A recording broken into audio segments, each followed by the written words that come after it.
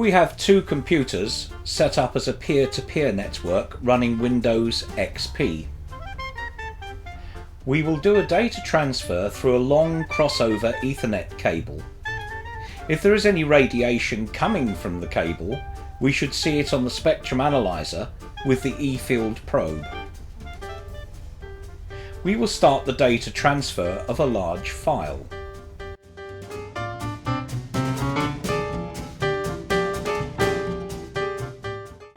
The center frequency is 94 MHz, the scan is 200 MHz, so we're looking at a range of 0 to 200 MHz on the screen.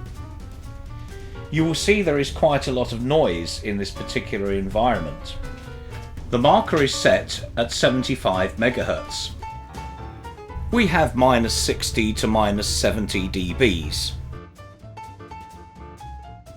And you will see there is no difference on the spectrum analyzer, so there is no radiation from the Ethernet cables.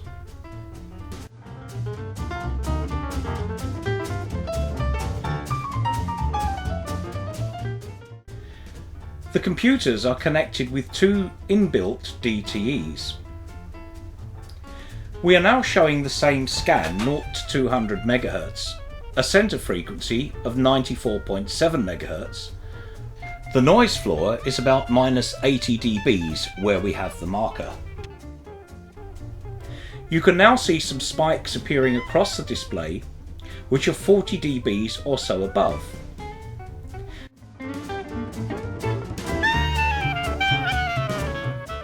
These are two Belkin Gigabit HD starter Powerline adapters, which are just plugged into the mains.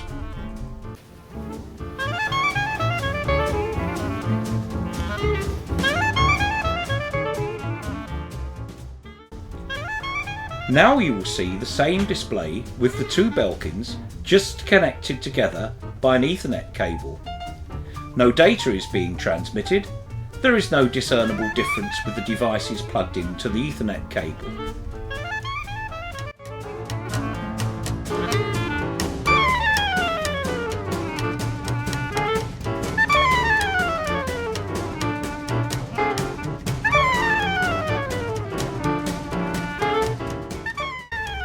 The Belkins are now connected to the computers via their own Ethernet cables. We are about to transfer a file using the peer-to-peer network. You can see a little bit of popping. Now the file transfer starts up, and you can see the disturbance when using this setup when they're closely coupled together.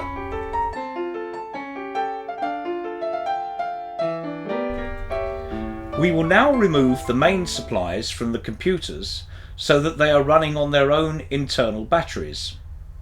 The Belkins are running as intended, transferring a file.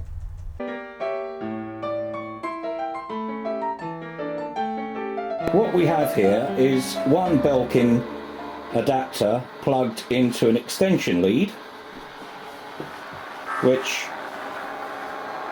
goes in the bedroom and out down the garden, hooked over the outbuilding and down into the back of my van, where it is connected to a 600 watt inverter on a 12 volt battery.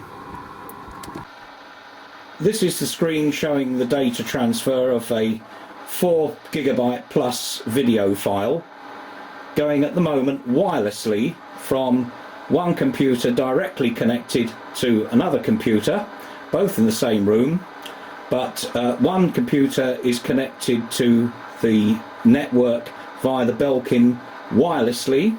The other one is connected to the network via the Belkin, which is plugged in to the mains, which is just down here.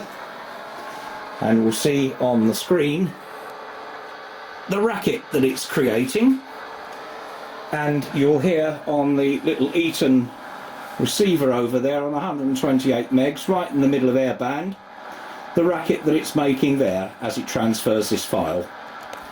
Note these Belkins have got a label on them, 1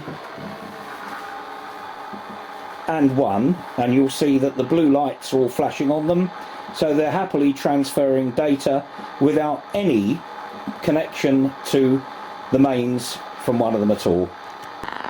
This is at the van end of the wireless setup, and you can quite clearly see there the 600 watt inverter connected to the battery, and you can hear the interference still on 128 megs airband from the Belkins. Well, this is some considerable distance from the house on 17.969 megahertz. This is with the second set of Belkins networked up wirelessly, and as you can see, they're quite happily talking to each other.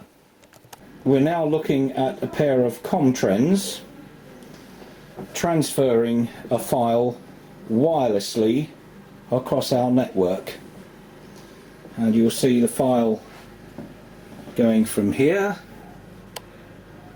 There we are, it says 73 minutes remaining. The Comtrend you're looking at now is plugged into the generator, this time on the end of the coil of wire, mains lead, and the other Comtrend, which you can see there, is plugged into the mains. Both the laptops are running off batteries, and you can see from the screen the pollution to the spectrum, the abuse to the spectrum